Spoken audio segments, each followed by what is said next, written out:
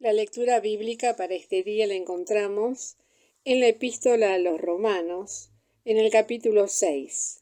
Leeremos desde el versículo 1 al versículo 11. Dice así la palabra del Señor. Pues, ¿qué diremos? ¿Perseveraremos en pecado para que la gracia crezca? En ninguna manera, porque los que somos muertos al pecado, ¿cómo viviremos aún en él?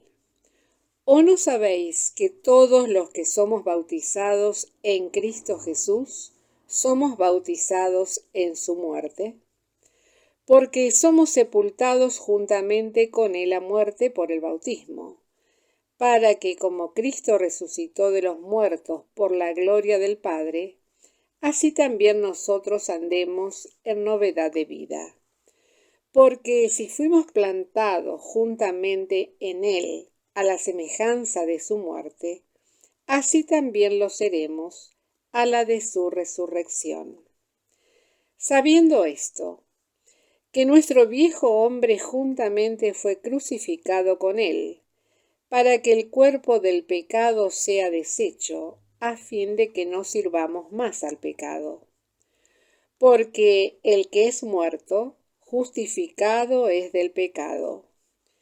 Y si morimos con Cristo, creemos que también viviremos con él, sabiendo que Cristo, habiendo resucitado de entre los muertos, ya no muere, la muerte no se enseñoreará más de él.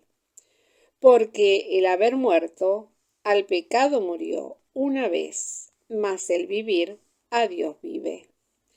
Así también nosotros, pensad que de cierto estáis muertos al pecado, mas vivos a Dios en Cristo Jesús, Señor nuestro. Hasta aquí la lectura bíblica. La meditación se basa en el versículo 3. ¿O no sabéis que todos los que somos bautizados en Cristo Jesús, somos bautizados en su muerte? Hemos leído un pasaje clásico sobre el bautismo que nos revela claramente no solo su significado, sino también la forma. Desde el momento que, en cualquier parte del mundo y en todos los tiempos, la gente siempre fue sepultada cubriéndola de tierra, ya sea colocándola en un sepulcro hecho en la roca o en un foso cavado en el suelo. De manera que, para que el bautismo tenga ese significado, también nuestro cuerpo debe ser completamente cubierto por el agua. Toda otra forma de hacerlo, sea por aspersión o rociamiento, no corresponde a esta enseñanza bíblica. Pero también debemos decir que, al ser sumergidos, es la única manera como realmente se ejemplifica la muerte, ya que por un instante la persona debe dejar de respirar. Pierde el contacto con el aire y su príncipe, el diablo, como se lee en Efesios 2:2. En que en otro tiempo anduvisteis conforme a la condición de este mundo, conforme al príncipe de la potestad del aire, el espíritu que ahora obra en los hijos de desobediencia. Para volver a hacerlo, pero no ya con él, sino con el Espíritu Santo, puesto que resucitó a una nueva vida. Leemos en Romanos 12, 1 y 2, que dice: Así que, hermanos, os ruego por las misericordias de Dios, que presentéis vuestros cuerpos en sacrificio vivo, santo, agradable a Dios, que es vuestro racional culto.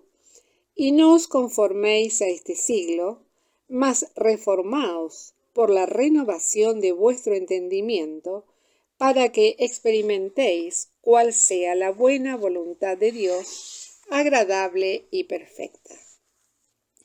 Todos aquellos que somos bautizados tenemos la imperiosa necesidad de vivir muertos al pecado, al mundo, al diablo, a la carne, etc., aunque vivos a Dios y dispuestos a servirles con todo nuestro ser. Él necesita de nosotros, puesto que así lo ha dispuesto, es decir, quiere darnos participación en su obra y concedernos la posibilidad de tener ese tremendo privilegio, así como también recibir un día los galardones que tiene reservados para quienes le son fieles. En consecuencia, tenemos un hermoso desafío que el Señor nos hace en el sentido que hoy vivamos de acuerdo con su santa voluntad. Para ello, debemos comenzar por renunciar a todas las cosas pecaminosas, aun aquellas que anidan en nuestra vieja naturaleza, y llegar a experimentar la vida que el Espíritu Santo vino a concedernos.